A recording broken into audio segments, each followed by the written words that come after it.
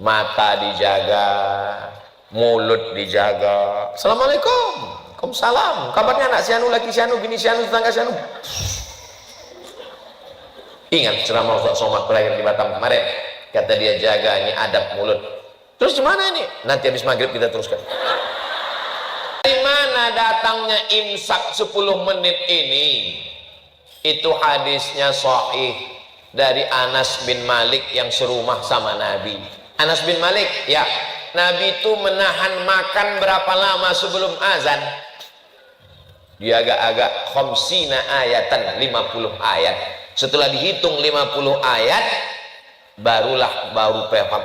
Rupanya 50 ayat ini kalau dibaca tak terlalu cepat, tak terlalu pelan, 10 menit. Itulah dasar imsak. Imsak tak ada di Maroko. 2 kali saya Ramadan di Maroko tak ada imsak. Kami makan aja terus, makan. Allahu Akbar, Allahu Akbar.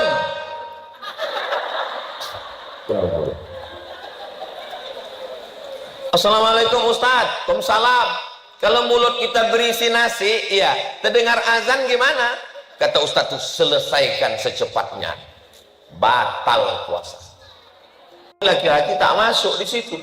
Makanya dalam Islam, yang dulu perempuan itu dihina, direndahkan, dijadikan sebagai barang jual beli, diwariskan. Begitu Islam datang, perempuan tak boleh dijual belikan, perempuan tak boleh diwariskan, malah perempuan mendapat harta warisan. Ini ibu-ibu ini dapat harta warisan semua, cuman syaratnya bapak itu meninggal. Tapi Pak Ustaz nggak sama bagiannya. Walakum nisfu ma taraka azwajukum illam yakul lagunna walad. Laki-laki dapat setengah harta, 50% kalau tak ada anak. Fa in kana lahunna waladun falakumur rubu'u. Kalau ada anak, laki-laki dapat 1/4. Walahunna rubu'u illam yakul lakum walad. Perempuan istri dapat 1/4 kalau ada anak. Kalau tak ada anak, fa in kana lakum waladun falahunna sumunu. Tapi kalau ada anak, perempuan 1/8. Tuh buktinya kami dapat sedikit Pak Ustaz. Laki-laki dapat banyak itu bukan kemuliaan. Laki-laki dapat banyak karena tanggung jawab laki-laki lebih besar.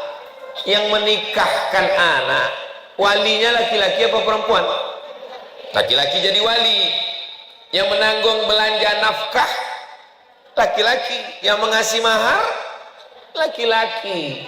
Jadi kalau Islam melebihkan laki-laki, bukan melecehkan perempuan, tapi karena tanggung jawab di pundak laki-laki lebih besar. Sekarang banyak laki-laki yang tak sanggup memikul tanggung jawab, tak sanggup jadi laki-laki, itulah mereka melambai macam perempuan. Dilaknat Allah. La'anallahul mutasyabbihin minar rijal bin nisa. Allah melaknat laki-laki yang menyerupai perempuan. Dulu ada laki-laki berinai. Berinai laki-laki dibawa ke Nabi. Tanya Nabi, kau laki-laki kenapa berinai? Lalu diasingkan. Kalau dulu waktu ada COVID kan diasingkan orang kena COVID kan? Apa namanya? Diisolasi. Ini orang yang begini ini diisolasi. Tempat isolasi COVID kemarin. Tak boleh dia bercampur dengan laki-laki normal. Kenapa? Karena barang busuk mempengaruhi barang yang bagus. Ini ada jeruk 1 busuk, ada jeruk 9 bagus. Dibuat dalam satu tempat, yang jeruk busuk ini jadi bagus atau jeruk sehat ini jadi busuk? Jeruk yang sehat nih jadi. Kenapa? Karena jeruk makan jeruk. Maka orang yang sakit ini mesti diisolasi. Nama tempat isolasinya namanya Naqi. Nama pemakaman tempat jenazah di samping Masjid Nabawi namanya Baqi. beda titik aja. Titik bawah baki, titik atas naki. Tempat kuburan orang meninggal di Madinah baki, tempat isolasi laki-laki melambai naki. Nah, ingat tuh, jangan salah nanti. Balik dari sini ceramah, bang, laki-laki yang melambai itu ditanam di baki. Ada tempat khusus. Kalau hanya sekedar melambai dia pakai aksesoris perempuan, diasingkan sampai sehat. Tapi kalau sudah melakukan perbuatan seksual, sudah sampai pada action, hukumannya keras. Man wajadtumuhu ya'malu amala qaumi Lut, kalau tertangkap melakukan perbuat umat Nabi Lut, faqtulul fa'il wal maf'ul, dua-duanya dihukum mati. Mudah-mudahan Allah menyelamatkan dari musibah akhir zaman ini yang disupport oleh dunia internasional. Produk-produk mensupport itu, penerbangan mensupport itu, pesawat dicatnya dengan warna itu, mau mendarat di Qatar. Alhamdulillah pemerintahan Qatar melarang, tak boleh mendarat. Akhirnya airport lain menerima. Ibu tonton berita itu? Yang tak nonton nanti saya share. Begitulah akhir zaman nih. Dulu anak laki-laki takut berkawan sama anak perempuan. Takut saya, Pak Ustaz, anak saya ini dekat sama anak laki-laki. Sekarang sesama anak laki-laki pun kita takut. Mudah-mudahan Allah menjaga anak-anak kita semua, insya Allah. Ini tentang laki-laki dan perempuan. Adapun adab, adab itu sudah jadi bahasa Indonesia. Memanglah kau tak beradab. Adab, sopan santun, tata krama, budi bahasa, etika, moral. Etika, moral, bahasa Inggris. Bahasa Inggrisnya etik. Bahasa Inggrisnya Islamic morality, moral. Sedangkan bahasa Arabnya adalah akhlakul karimah. Adab diambil dari kata makdubatun. Makdubatun artinya jamuan makan. Kenapa adab itu disebut jamuan makan? Karena biasanya kita kalau ngajak orang makan pasti beradab. Pak Ustaz, nanti kami mengundang Ustaz untuk makan di rumah, silakan makan. Kan beradab, lemah lembut. Mana ada orang makan. Mana mau kita makan? Oh begitu balik kita langsung. Memang tadi nampak saya enak makan, tapi karena cara nyuruhnya gitu pulang saya langsung. Kalian silakan.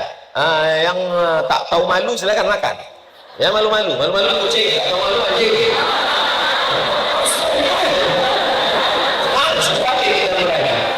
Jadi makna adab itu diambil dari bahasa Arab. Ma'dubatun artinya sopan santun, tata krama, mengundang makan. Ada di tengahnya itu sambal, ada ikan gulai, ada sotong, ada cumi, ada manisan, ada dessert, ada kolang-kaling, ada macam semua. Dalam Islam ada tata keramanya. Tak boleh kita tangani jauh-jauh. Makanlah apa yang dekat. Kul mimma yalik, apa yang dekat itulah makan. Pas yang dekat itu sambal belacan. Nasib lah. Alhamdulillah sekarang mejanya bisa berputar. Meja itu tak berputar, Pak Ustaz.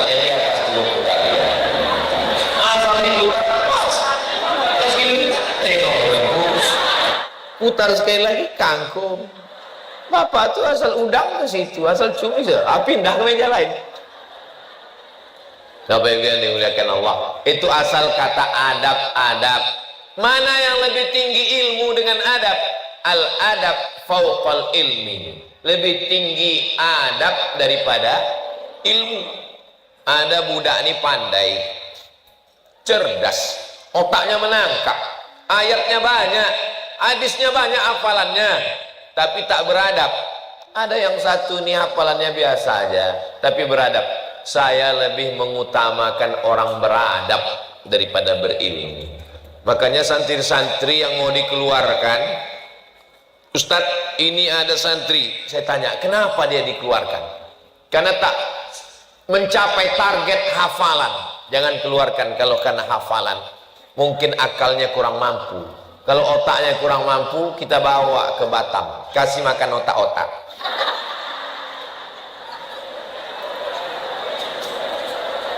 Kalau otak kurang menangkap bisa diperbaiki. Tapi kalau sudah kalah di adab, mencuri, cakap kasar, tak ada tata krama, sopan santun, nah ini tak bisa. Tak ada tawar menawar, tapi tetap ada SP1 surat peringatan, SP2, SP3, kelas khusus, tak juga mempan, apa boleh buat. Kalau diteruskan dia nanti bisa merusak buah-buah yang bagus, buah kotor nih mesti. Kalau sakit kaki orangnya tak dibunuh, tapi diamputasi.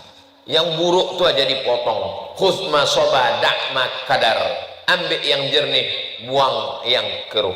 Nah ini adab-adab mau kita kaji lebih sempit lagi adab. Ini tak beretika ini.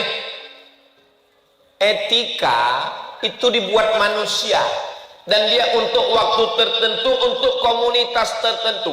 Sedangkan adab itu umum dan dia datang dari Allah Subhanahu wa taala. Adab di Batam, adab di Mesir, adab di mana-mana sama.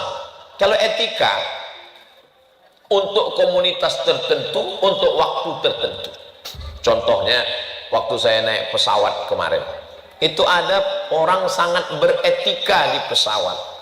Silakan datang, kursinya nomor berapa, silakan duduk, itu seatbeltnya belum dipasang. Bapak mau minum apa?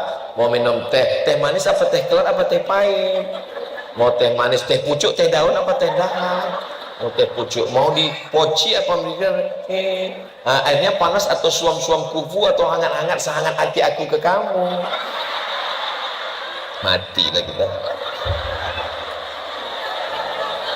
Di pesawat tuh dia sangat ramah, sangat baik. Begitu pesawat mendarat di Hang Nadim Airport, turun ke bawah berjumpa, hidungnya pun tak menyaut.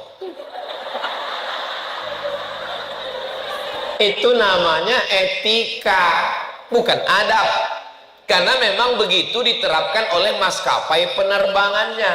Selama di atas itu memang dia mesti begitulah adab dia. Roknya mesti koyak.